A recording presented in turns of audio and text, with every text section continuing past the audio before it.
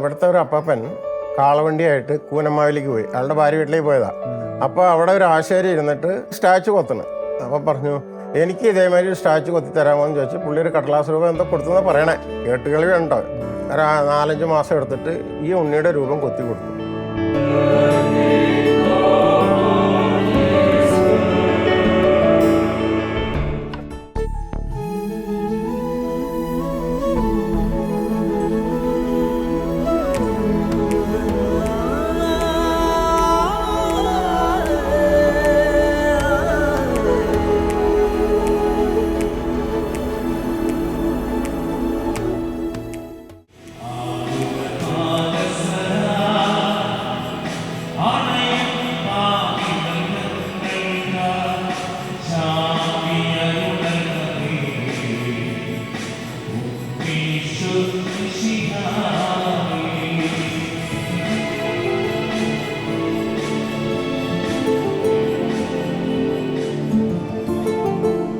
ഇത് തൃശ്ശൂർ ജില്ലയിലെ Meladoor infant Jesus ദേവാലയം.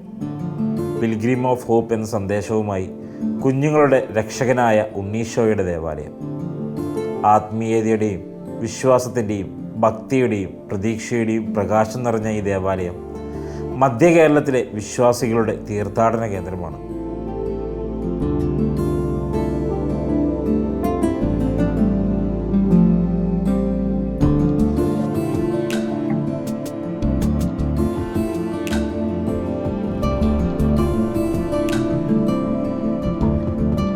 ആയിരത്തി 1925 ഒരു കുരിശുപള്ളിയായിട്ട് ആരംഭിച്ചതാണ് മേലടൂരിലെ ഈ കപ്പേലയായിട്ട് തുടങ്ങിയതാണ്. 1935 ഇത് ഇടവകയായിട്ട് ഉയർത്തിയത്. അന്ന് മുതൽ ഉണ്ണീശോയ്ക്ക് പ്രതിഷ്ഠിക്കപ്പെട്ടിട്ടുള്ള ഒരു ഇടവകയാണ്. ഉണ്ണീശോയുടെ മധ്യസ്ഥതയിലൂടെ ഒത്തിരിയേറെ പേർക്ക് അനുഗ്രഹങ്ങൾ ഒത്തിരിയേറെ ലഭിച്ചിട്ടുണ്ട്. അതനുസരിച്ച് നിരവധി പേര് പള്ളിയിൽ വന്ന് പ്രാർത്ഥിക്കാറുണ്ട്.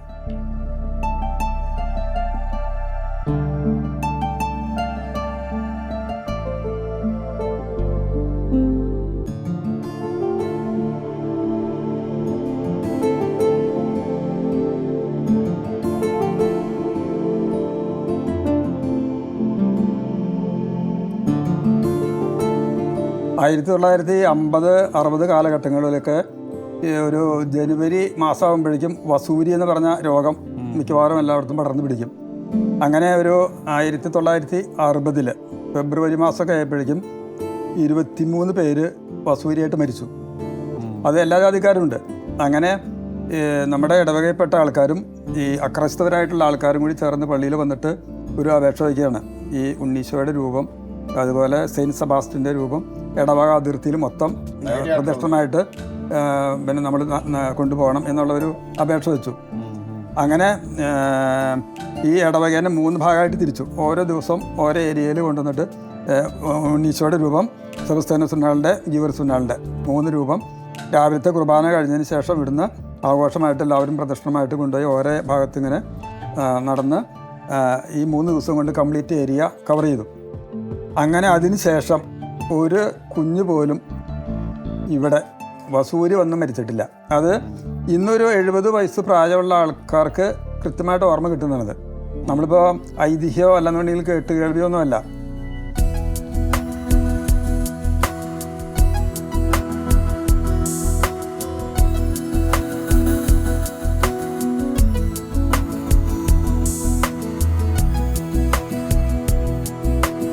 ഇവിടങ്ങളിൽ വന്നു കഴിഞ്ഞപ്പോൾ ഇവിടെ എല്ലാവരും ഇന്ന ജാതിയെന്നില്ല, എല്ലാവരും എന്ത് ജോലി ചെയ്യുമ്പോഴും എൻ്റെ ഉണ്ണിയെന്നും പറഞ്ഞുകൊണ്ടേ തുടങ്ങുള്ളൂ. അപ്പം ഞാനിത് കേട്ടു എനിക്കും ഈശ്വരനോട് കൂടുതൽ വിശ്വാസം വർദ്ധിച്ചു. അപ്പോൾ എന്ത് കാര്യത്തിനും പ്രാർത്ഥിക്കുന്നത് ഈശ്വരനാണ് പ്രാർത്ഥിക്കാറ്. അപ്പോൾ മകൾക്ക് കുട്ടികളില്ലാത്ത സമയത്തും ഞാൻ അവൻ്റെ റെഡിയായത് ഈശ്വരൻ്റെ അഭ്യയാണ്.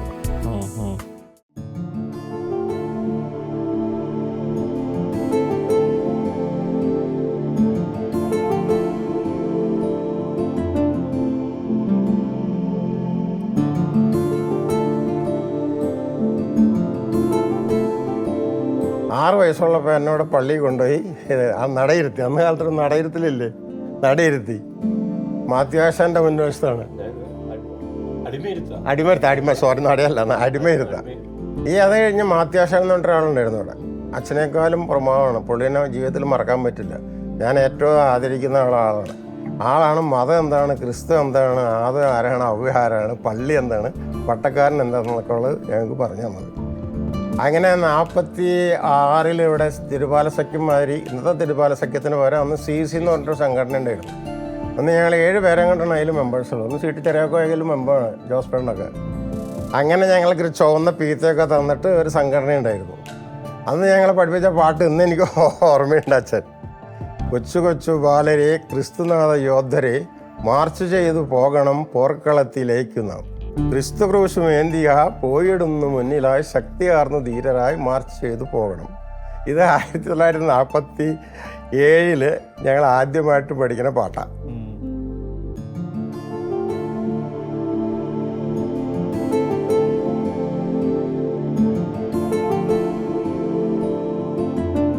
ബുധനാഴ്ച രാവിലെ 6:30 ഉണ്ണീശോയുടെ കുർബാനയുണ്ട്, ഉണ്ണീശോയുടെ സ്തുതിക്കായിട്ട്.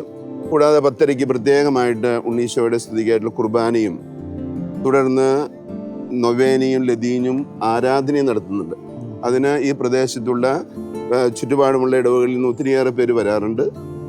അവർ ഉണ്ണീശോയോട് പ്രത്യേകമായിട്ട് പ്രാർത്ഥിച്ചതിൻ്റെ ഫലമായിട്ട് ഒത്തിരിയേറെ അനുഗ്രഹങ്ങൾ അവർക്ക് ലഭിച്ചിട്ടുണ്ട്. അതുപോലെ തന്നെ ഓരോ ആഴ്ചയിലും ഓരോരുത്തരും ആഗ്രഹിക്കുന്ന ഒത്തിരിയേറെ പ്രാർത്ഥനാ നിയോഗങ്ങൾ എഴുതിയിടാറുണ്ട്. അതെല്ലാം ഈ ആരാധനയിൽ സമർപ്പിച്ച് ഉണ്ണീശോയുടെ തിരുമുമ്പിൽ സമർപ്പിച്ച് പ്രാർത്ഥിക്കുന്നു. അതിലൂടെ ഒത്തിരിയേറെ പേർക്ക് അനുഗ്രഹം ലഭിച്ചതായിട്ട് സാക്ഷ്യപ്പെടുത്തിയിട്ടുണ്ട്.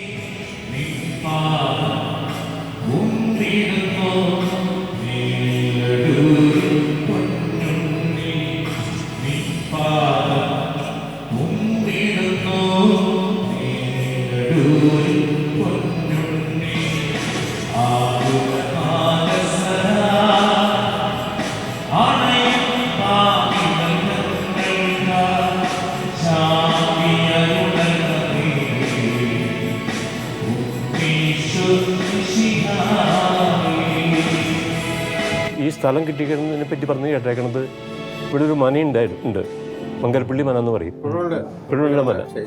ആ മനയുടെ സ്ഥലമായിരുന്നു ഇത്, ഈ സ്ഥലങ്ങളൊക്കെ.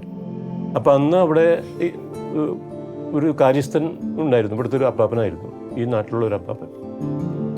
ആ ആളുള്ള സമയത്താണ് ഈ സ്ഥലം ആൾക്ക് ഇവിടെ ഈ സ്ഥലം കിട്ടിയത്. അതെങ്ങനെയെന്ന് വെച്ച് കഴിഞ്ഞാൽ അന്ന് വാഹന സൗകര്യങ്ങളൊന്നുമില്ല. മനക്കിലെ ആത്തോലിന് സുഖമില്ലാണ്ടായപ്പോൾ ഹോസ്പിറ്റലിൽ കൊണ്ടുപോകാനായിട്ട് അടുത്തുള്ളൊരു പള്ളിയിൽ, തമിഴ്ക്കാട്ട് പള്ളിയിൽ നിന്നും മഞ്ചൽ കൊണ്ടുവന്ന് ഈ സ്ത്രീനെ ഹോസ്പിറ്റലിലേക്ക് കൊണ്ടുപോയി പ്രസവത്തിന്. ആ പ്രസവത്തിലുണ്ടായതൊരു ആൺകുഞ്ഞായിരുന്നു. അപ്പോൾ ആ ആൺകുഞ്ഞായി അതിൻ്റെ പേരിൽ പുള്ളിക്കാരൻ ഈ തിരുമേനി ചോദിച്ചു വരീദിനോട്, വരീദിന് എന്താ ഇപ്പോൾ വേണ്ട, ഇവിടെ ഉണ്ണി പറഞ്ഞേക്കണു, എന്താ വേണ്ടതെന്ന് ചോദിച്ചു. അപ്പോൾ വരീദ് പറഞ്ഞു, ഞങ്ങൾക്ക് ഞങ്ങളുടെ ഉണ്ണീനെ ഇരുത്താൻ ഒരു സ്ഥലമില്ല, അപ്പോൾ അതിനുള്ളൊരു സ്ഥലം തന്നാമെന്ന് പറഞ്ഞു. അപ്പോൾ അത് തിരുമേനി അനുവദിച്ചു കൊടുത്തു. അത് വരീദിൻ്റെ പേരിൽ കൊടുക്കാതെ ഉണ്ട്, പള്ളിക്ക് നേരിട്ട് കൊടുക്കാൻ ഉണ്ടായതെന്ന് പറഞ്ഞു കേട്ടിരിക്കുന്നത്.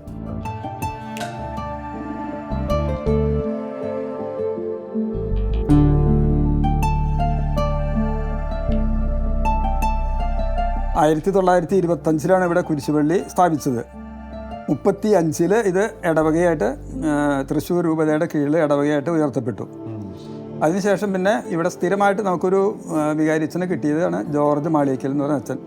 അദ്ദേഹം 1957 വന്നു, 78 അവസാനം വരെ ഉണ്ടായിരുന്നു. ജോർജ് അച്ഛൻ വന്നു കഴിഞ്ഞപ്പോൾ പിന്നെ ഇവിടുത്തെ കുരിശുപള്ളി പുള്ളി പൊളിച്ചു പണിയാന്നുള്ള തീരുമാനം എടുത്തു. അങ്ങനെ അന്ന് എനിക്ക് തോന്നുന്നത് ആകെ 33,000 രൂപയ്ക്കാണ് അന്ന് ഈ പള്ളി പൊളിച്ചു പണിത്, അല്ലേ? അതെ.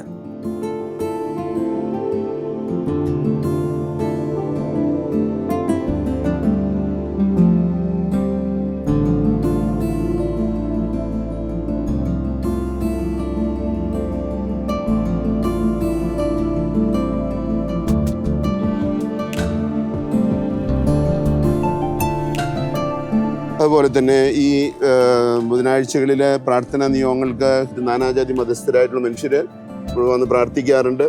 അതിൻ്റെ ഭാഗമായിട്ട് തന്നെ ഒരു നേർച്ച എണ്ണ വെഞ്ചരിച്ച് കൊടുക്കാറുണ്ട്. അപ്പോൾ ആ എണ്ണ ഉപയോഗിക്കുമ്പോൾ പലർക്കും സൗഖ്യം കിട്ടിയതായിട്ടും പല രോഗങ്ങൾക്ക് ആശ്വാസം ഉണ്ടായതായിട്ടും അവർ സാക്ഷ്യപ്പെടുത്താറുണ്ട്. അതനുസരിച്ച് എല്ലാ ബുധനാഴ്ചയും പ്രത്യേകമായിട്ട് എണ്ണ വെഞ്ചരിച്ച് അവർക്ക് നേർച്ചയായിട്ട് കൊടുക്കുന്നു. അവർ കൊണ്ടുപോകാറുണ്ട്. നേർച്ചയിട്ട് അത് എടുത്തു കൊണ്ടുപോയി അവർ വളരെ വിശുദ്ധമായിട്ടാണ് ആ എണ്ണ ഉപയോഗിക്കുന്നതും അവർക്ക് സൗഖ്യം ലഭിക്കുന്നു. അങ്ങനെ ഈ ഉണ്ണീശോയുടെ ഈ ദേവാലയം ഇവിടെ കുടികൊള്ളുന്നതിലൂടെ ഈ പ്രദേശത്തുള്ള നാനാജാതി മതസ്ഥരായിട്ടുള്ളവർക്കും മറ്റ് പല ഇടവകളിൽ നിന്നും മറ്റ് പല സ്ഥലങ്ങളിൽ നിന്നും ഉണ്ണീശോയോടുള്ള ഭക്തി മൂലം ഇവിടെ വന്ന് പ്രാർത്ഥിക്കുകയും നിരവധിയായ അനുഗ്രഹങ്ങൾ കിട്ടിയതിൻ്റെ നന്ദി അവർ പ്രകടിപ്പിക്കുകയും ചെയ്യാറുണ്ട്. ഈ ദേവാലയം ഈ പ്രദേശത്തുള്ള ദേവാലയങ്ങൾ വെച്ച് ഏറ്റവും മനോഹരമായി പണി കഴിപ്പിച്ചിട്ടുള്ള ദേവാലയമാണ്. അതിൻ്റെ സന്തോഷം ഈ ഇടവക്കാർ തന്നെ പറയുന്നത്, കുടുംബങ്ങളിൽ ചെന്നാലും അവർ പറയുന്നത് ഉണ്ണീശോയുടെ അനുഗ്രഹം കൊണ്ടാണ് ഞങ്ങളെല്ലാവരും രക്ഷപ്പെട്ടത്. അതുകൊണ്ട് തന്നെ ഈ ഇടവജനത്തിൻ്റെ ആ നന്ദി സൂചകമായിട്ട് നൽകുന്ന സംഭാവനകൾ കൊണ്ടാണ് ഈ ഇടവകയോട് ചേർന്നുള്ളൊരു ചാരിറ്റി ഹോസ്പിറ്റലുണ്ട്. അവിടെ വരുന്ന രോഗികൾക്ക് ഫ്രീ ആയിട്ടാണ് ലാബ് ടെസ്റ്റ്, മെഡിസിൻ, കൺസൾട്ടേഷൻ എല്ലാം നൽകുന്നത്. അത് ഈ ഇടവകയിൽ നിന്ന് കിട്ടുന്ന പണത്തിൻ്റെ ഈ ഇടവകൻ്റെ പണം കൊണ്ട് തന്നെയാണ് അവർ ഈ ആസ്പത്രി നടത്തിക്കൊണ്ടു പോകുന്നത്. അത് വലിയൊരു ഉപവിപ്രവൃത്തിയാണ് ഈ ഇടവകയുടെ. അത് ഈ ഇടവകക്കാർക്ക് കിട്ടിയിട്ടുള്ള അനുഗ്രഹത്തിൻ്റെ ഭാഗമായിട്ട് അവർ നൽകുന്ന സംഭാവനയിൽ കൊണ്ടാണ് ഇതെല്ലാം നടത്തുന്നത്. അത് ഒത്തിരിയേറെ ഈ പ്രദേശത്തുള്ള പാവപ്പെട്ട മനുഷ്യർക്ക് മരുന്നിനായിട്ട് മറ്റു പലതരത്തിലും ഒത്തിരിയേറെ സഹായം ചെയ്യുന്ന കാര്യങ്ങളാണ്.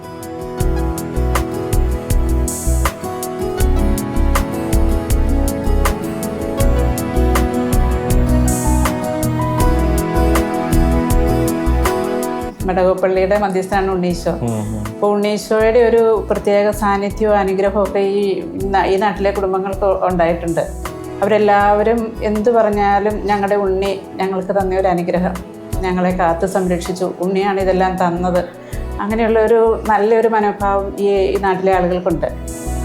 നമ്മുടെ മരിച്ചുപോയ ബഹുമാനപ്പെട്ട മോൺസിഞ്ഞോർ ആൻ്റണി മാളിയേക്കലച്ചൻ കെയർ ഓഫിലാണ് ഈ ഹോസ്പിറ്റൽ തുടങ്ങുന്നതും. പള്ളിയുടെ സ്ഥലത്ത് ചെറിയതായിട്ട് തുടങ്ങിയ ഹോസ്പിറ്റലാണ്. അന്നൊക്കെ ഇവിടെ ഒത്തിരി പേഷ്യൻസ് ഉണ്ടായിരുന്നു. OP IP തിരക്കുകളൊക്കെ ഉണ്ടായിരുന്നു.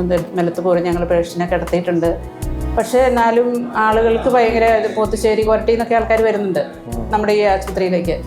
അങ്ങനെ ഒത്തിരി ആളുകൾക്കൊരു നമ്മൾ സഭയുടെ ഇതിൽ ഒരു ചാരിറ്റി, ഒരു കംപ്ലീറ്റ് സർവീസിൽ നമ്മൾ കൊടുക്കുന്ന ഒരു ഏക സ്ഥാപനം ഇതാവുള്ളതെന്ന് എനിക്ക് തോന്നുന്നത് കത്തോലിക്ക സഭയുടെ ഇതിൽ.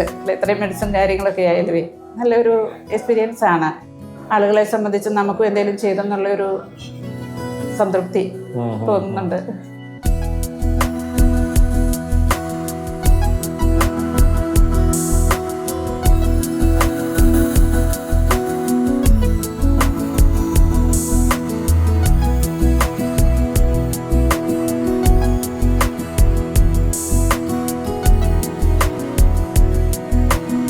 പാലിയേറ്റീവ് ഓപ്പൺ ചെയ്യണത് 2017 ഇവിടെ നമ്മൾ തുടങ്ങിയത് 2017 സെപ്റ്റംബറിലാണ് തുടങ്ങിയത്. അന്ന് തുടങ്ങിയിട്ടുണ്ട്. ഇത് സൗജന്യമാണോ? ഇത് നമ്മൾ സൗജന്യമായിട്ട് വീടുകളിലേക്ക് ചെല്ലുന്നു. രോഗികൾക്ക് ആവശ്യമായ കട്ടില്, ബെഡ്, പിന്നെ റൈസ് ട്യൂബ് മാറ്റിൽ, ഇങ്ങനെ എല്ലാ സൗകര്യങ്ങളും നമ്മൾ കൊടുക്കുന്നുണ്ട്. അത്യാവശ്യം നമ്മൾ ആംബുലൻസ് സൗകര്യം അവർക്ക് കൊടുക്കുന്നുണ്ട്. എന്തെങ്കിലും അത്യാവശ്യത്തിന് ഹോസ്പിറ്റലിൽ കൊണ്ടുപോകാൻ നമ്മുടെ പേഷ്യൻറ്റിന്. പിന്നെ അത്യാവശ്യം മരുന്നുകളും കൊടുക്കുന്നുണ്ട്. പാലിയേറ്റീവിൻ്റെതായ മരുന്നുകൾ, ചെറിയ രീതിയിലുള്ള മരുന്നുകൾ നമ്മൾ കൊടുക്കുന്നു. ഇവിടുന്ന് എങ്ങനെയാണ് ഇവിടുത്തെ സർവീസുകളൊക്കെ സർവീസുകൾ ഇപ്പം നമുക്ക് അങ്ങനെ പേഷ്യൻ്റ് ഉണ്ടെങ്കിൽ നമ്മൾ നമ്മുടെ കുടുംബ യൂണിറ്റുകാർ നമ്മളോട് പറയുകയും നമ്മൾ അവരുടെ രീതി അനുസരിച്ച് അവരുടെ അനുവാദത്തോടു കൂടി നമ്മൾ വീടുകളിൽ ചെല്ലും. രോഗിനെ രജിസ്റ്റർ ചെയ്ത് കഴിഞ്ഞാൽ മാസത്തിലൊരിക്കൽ നമ്മൾ എന്തായാലും പോകും. ഒരു വിസിറ്റിങ് എന്തായാലും മാസത്തിലൊരിക്കൽ നമ്മളെത്തും.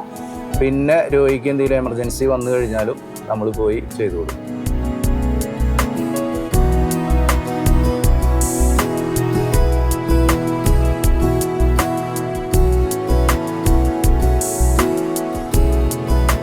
നമ്മൾ ചില സ്ഥലങ്ങളിൽ ചെല്ലുമ്പോൾ നമുക്ക് ഇപ്പോൾ രോഗിയുടെ അവസ്ഥ കണ്ടിട്ടോ അല്ലെങ്കിൽ മറ്റുള്ള രോഗിയെ ശുശ്രൂഷിക്കുന്നവരുടെ ആ ഒരു പെരുമാറ്റം നമ്മൾക്ക് എപ്പോഴും സ്വീകാര്യമാകുന്ന രീതിയിലായിരിക്കില്ല. പ്രത്യേകിച്ച് ഇപ്പം നമ്മളെന്തെങ്കിലും ചെയ്തിട്ട് അത് ഗുണമുണ്ടെങ്കിൽ ഓക്കെ, അവർ നല്ലത് പറയും നമ്മളെക്കുറിച്ച്.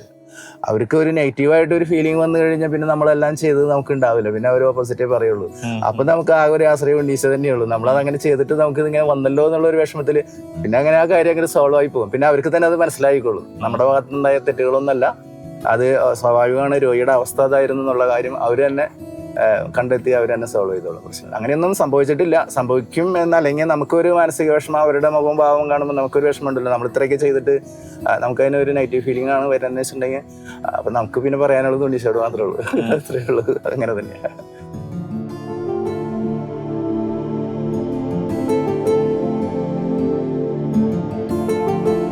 അതിൽ പ്രത്യേകമായിട്ട് ഇവിടെ കണ്ടുവരുന്ന ഒരു പ്രത്യേകത, മക്കളില്ലാത്ത ദമ്പതികൾ ഒത്തിരിയേറെ പേര് ഇവിടെ വന്ന് പ്രാർത്ഥിക്കാറുണ്ട്. അവർക്ക് കുഞ്ഞുങ്ങളെ ലഭിച്ചതിൻ്റെ നന്ദി സൂചകമായിട്ട് അവർ ദേവാലയത്തിൽ കുഞ്ഞുങ്ങളെ കൊണ്ടുവരികയും അത് ഉണ്ണീശോയോടുള്ള നന്ദിയുടെ പ്രതീകമായിട്ട് അവർ അവിടെയുള്ള തൊട്ടിലിൽ കുഞ്ഞുങ്ങളെ കിടത്തി ഉണ്ണീശോയ്ക്ക് നന്ദി പറയുന്ന ഒരു പതിവ് ഇവിടെയുണ്ട്. അതുപോലെ തന്നെ കുഞ്ഞുങ്ങളെ കിട്ടിയതിൻ്റെ നന്ദി സൂചകമായിട്ട് തന്നെയാണ് ഉണ്ണീശോയ്ക്ക് ഉടുപ്പ് നേർച്ചയുണ്ട്. ആ നേർച്ചയും കുഞ്ഞുങ്ങളെ അണിയിച്ച് ഉണ്ണീശോയോടുള്ള നന്ദി പ്രകടിപ്പിക്കാറുണ്ട്. ഈശോ എപ്പോഴും കുഞ്ഞുങ്ങളെ കൂടുതൽ ഇഷ്ടപ്പെട്ടതാണല്ലോ. അതുകൊണ്ട് കുഞ്ഞുങ്ങൾക്ക് ഒത്തിരിയേറെ അനുഗ്രഹങ്ങൾ ലഭിക്കാറുണ്ട്. അതുപോലെ ഒത്തിരിയേറെ നിയോഗങ്ങൾ ഇവിടെ സമർപ്പിച്ച് പ്രാർത്ഥിക്കുന്നതിലൂടെ നിരവധി അനുഗ്രഹങ്ങൾ കിട്ടിയതിൻ്റെ ഒത്തിരിയേറെ സാക്ഷ്യങ്ങളുണ്ട്.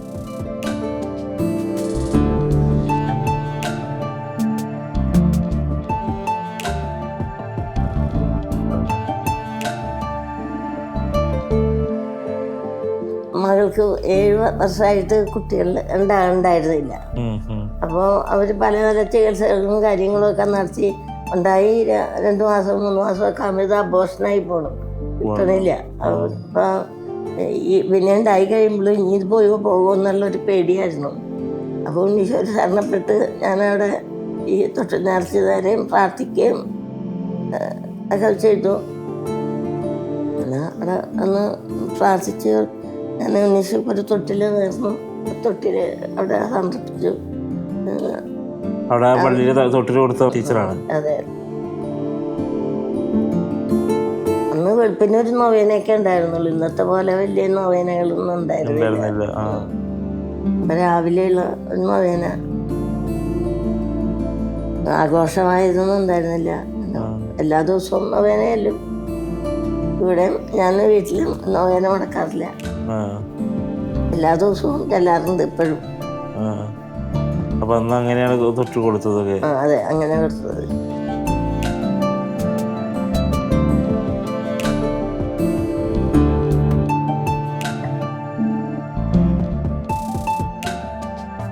പൈന്തല ഒരു വീട്ടുകാരുണ്ടായിരുന്നു, കൺചൈന്ന അവരുടെ വീട്ടുപേര്.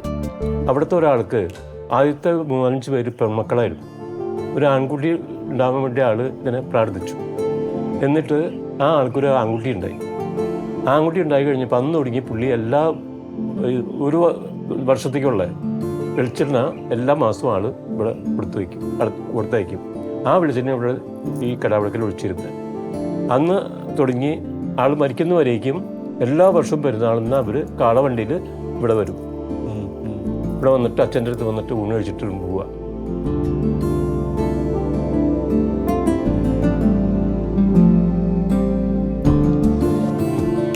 ഉണ്ണീശോ ഈ നാട്ടിലെ ആളുകളോട് ചോദിച്ചാൽ അവർക്ക് ഉണ്ണീശോ തരാത്തൊന്നുമില്ല. അവർക്കുള്ളതൊക്കെ ഉണ്ണീശോ തന്നതാണ്. ഞങ്ങൾക്കും ആ ഒരു സാറ്റിസ്ഫാക്ഷൻ ഉണ്ട്. കാരണം ഞാനൊക്കെ ഇവിടെ വരുമ്പോൾ കാലത്തൊക്കെ ഇത്രയും ഉണ്ണീശോയ്ക്ക് പറ്റി ഇത്രയും പ്രത്യക്ഷമില്ലായിരുന്നു. അപ്പം ഉണ്ണീശോയുടെ ഒരു ആദ്യമായിട്ടൊരു പള്ളിയിലാണ് ഞാനൊക്കെ നമ്മളിത് കാണുന്നത്. എൻ്റെയൊക്കെ ഓർമ്മയിൽ ഇപ്പോഴും ഞാൻ ആദ്യമായിട്ട് പ്രാർത്ഥിച്ചത് എൻ്റെ അനുജത്തിയൊക്കെ ഇപ്പോൾ ഡിഗ്രിയൊക്കെ കഴിഞ്ഞ് BEd ഒക്കെ കഴിഞ്ഞിരിക്കുമ്പോൾ അവർക്കൊന്നും ഒരു ജോലി ആയിട്ടുണ്ടായില്ല. അപ്പം ഞാൻ ഇവിടെ ഉണ്ണീശോയോട് പ്രാർത്ഥിച്ചു, ഉണ്ണീശോയെ ഇത്ര നാളായി ഇങ്ങനെ പ്രൈവറ്റ് സ്ഥാപനങ്ങളിലൊക്കെ ഇങ്ങനെ നടക്കുന്നു, അപ്പോൾ ഒരു ജോലി ശരിയാക്കി തരാൻ ഞാൻ പ്രാർത്ഥിച്ചു. പക്ഷെ അത് ഉണ്ണീശോ കേട്ടു. അത് അധികം താമസിക്കാതെ തന്നെ കോതമംഗലം രൂപതയിലെ പള്ളിയുടെ സ്കൂളിൽ തന്നെ കിട്ടി.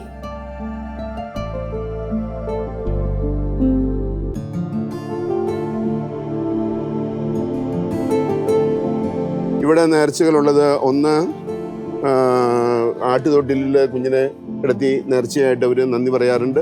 രണ്ടാമതായിട്ട് അവർക്ക് ഉണ്ണീശോയുടെ കിട്ടിയ നന്ദിയുടെ സൂചകമായിട്ട് ഒരു ഉടുപ്പ് എടുത്ത് നേർച്ചയായിട്ട് കുഞ്ഞുങ്ങളെ ഉണ്ണീശോനെ ധരിപ്പിക്കാറുണ്ട്. 3 മാല ചാർത്തുന്ന ഒരു നേർച്ചയുണ്ട്. എണ്ണ നേർച്ചയായിട്ട് കൊടുക്കുന്നുണ്ട്.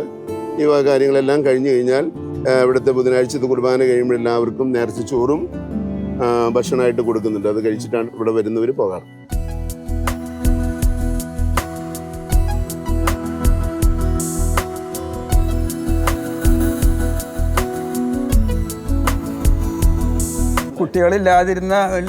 ഇല്ലാത്ത ആൾക്കാർ ഇതുപോലെ നേർച്ച നേർന്നിട്ട് ഒരുപാട് പേർക്ക് അനുഗ്രഹം കിട്ടിയിട്ടുണ്ട്. ഒരുപാട് പേർക്ക്. കാരണം എനിക്കറിയാവുന്ന ഇവിടെ ഈ ഒരു കല്യാണം കഴിഞ്ഞിട്ട് ഒരുപാട് വർഷമായിട്ട് കുട്ടികളില്ലാതിരുന്ന ആ ഒരു സ്ത്രീ, ഞാൻ ആളുടെ പേര് പറയുന്നില്ല, അവരിവിടെ ഇതിനു വേണ്ടി ശ്രമദാനത്തിന് വന്നിരുന്നു. കുറേ നാൾ കഴിഞ്ഞപ്പോൾ അവർ പ്രഗ്നൻ്റായി. അവർക്കൊരു കുട്ടിയുണ്ട്, ഒരു പെൺകുട്ടി ഇപ്പോഴും ഉണ്ട്.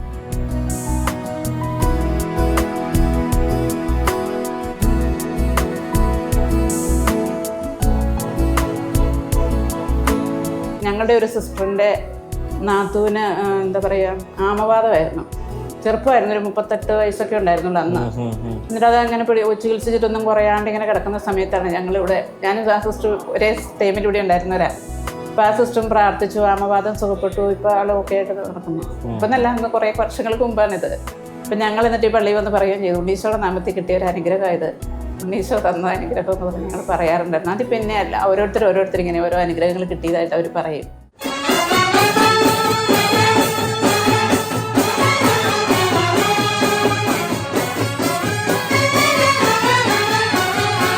ഇവിടുത്തെ പള്ളിയിലെ പെരുന്നാൾ എന്ന് പറഞ്ഞാൽ ജനുവരി 6-ാം തീയതി, അതായത് ദേനഹ തിരുനാൾ കഴിഞ്ഞിട്ട് വരുന്ന 2ാമത്തെ ഞായറാഴ്ച ഉണ്ണീശോയുടെ തിരുനാളും തലേ ദിവസം അമ്പ് പെരുന്നാളും, അങ്ങനെയാണ് ഇവിടുത്തെ പെരുന്നാൾ നടത്തുന്നത്. പെരുന്നാൾ ഏറ്റു കഴിക്കാനായിട്ട് പിന്നെ ആൾക്കാർ തിരക്കിട്ട് വരാൻ തുടങ്ങി. 2027 വരെ തിരുനാൾ ബുക്ക് ചെയ്തിട്ടിരിക്കുക.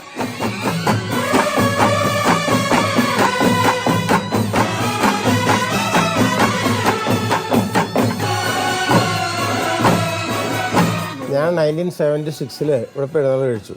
അതിന് മുമ്പത്തെ കൊല്ലം ഞാൻ പ്രാർത്ഥിച്ചത്, എനിക്കന്ന് കാലിനയുടെ സ്വത്തോ ഒരു സൗകര്യങ്ങളും ഇല്ല, വളരെ കഷ്ടപ്പെട്ട് ജീവിക്കുന്ന സമയമാണ്. എനിക്ക് ജോലിയൊക്കെ കിട്ടി, അതൊക്കെ കഴിഞ്ഞിട്ട് ഞാൻ ചെറിയ ബിസിനസ്സിൽ ഇറങ്ങി അങ്ങനെ നിൽക്കുന്ന സമയത്ത് നമുക്ക് യാതൊരു അന്ന് കാശോ അല്ലെന്നുണ്ടെങ്കിൽ ആസ്തിയോ ഒന്നുമില്ല.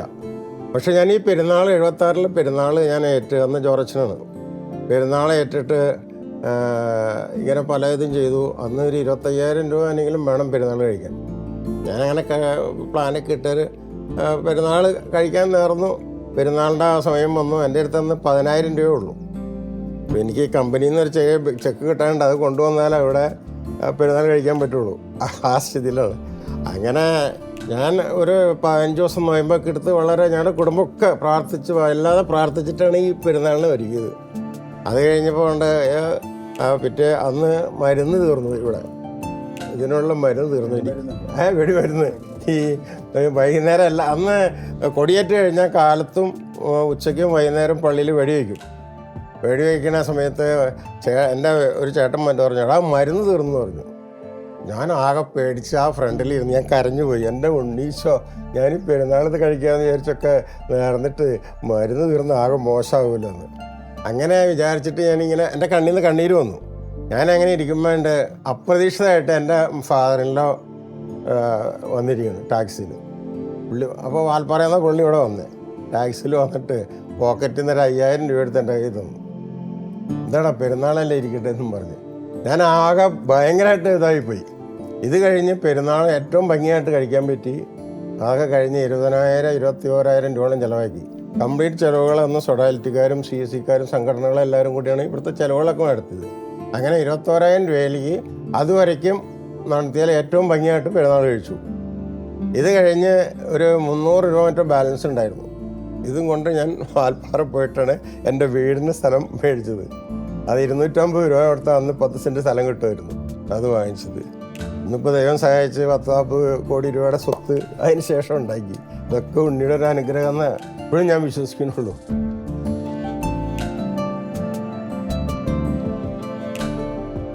ഇവിടെ ഞാൻ വന്നിട്ട് കുറച്ച് നാളായിട്ടുള്ളൂ. ആ നാളുകളിൽ കഴിഞ്ഞ ദിവസങ്ങളിൽ എന്നോട് പറഞ്ഞൊരു കാര്യം, ഒരു ജോലി സംബന്ധമായ കാര്യത്തിൽ വിസയുടെ ഒരു പ്രോബ്ലം ഉണ്ടായിരുന്നു. ആ പ്രോബ്ലം ഉണ്ടായപ്പോൾ പള്ളിയിൽ നിയോഗം വെച്ച് എഴുതാനായിട്ടാണ് പ്രാർത്ഥനാ നിയോഗം എഴുതിയിടാനാണ് ഇവിടെ വന്നത്. നിയോഗം എഴുതാനുള്ള കടലാസ് കാണാത്തതുകൊണ്ട് നന്ദി പറയുന്നതിൻ്റെ പിറ്റത്തെ ബുധനാഴ്ച വരുമ്പോഴേക്കും നന്ദി പറയുന്നതിൻ്റെ അടയാളമായിട്ട് നന്ദിയുടെ നിയോഗം എഴുതിയിട്ടിട്ട് പോയി. പിറ്റത്തെ ബുധനാഴ്ച വന്നപ്പോഴേക്കും അവരനുഭവിച്ചിരുന്ന പ്രിയ പ്രതിസന്ധികളെല്ലാം തരണം ചെയ്ത് ഉണ്ണീശോയ്ക്ക് നന്ദി പറയുന്ന ഒരു അനുഭവം അവർ പ്രത്യേകം പറയുന്നുണ്ടായിരുന്നു. അങ്ങനെ നിരവധിയായ സാക്ഷ്യങ്ങൾ അവർ ഇവിടെ കൊടുക്കാറുണ്ട്. അത് അവർ നിയോഗം വെച്ച് പ്രാർത്ഥിക്കുമ്പോൾ തന്നെ അവർക്ക് ലഭിച്ചതും അങ്ങനെ ഓരോ പ്രാവശ്യം വ്യക്തിപരമായിട്ടും മറ്റും വന്ന് പറയാമെന്ന് ഞാൻ കേട്ടിട്ടുണ്ട്.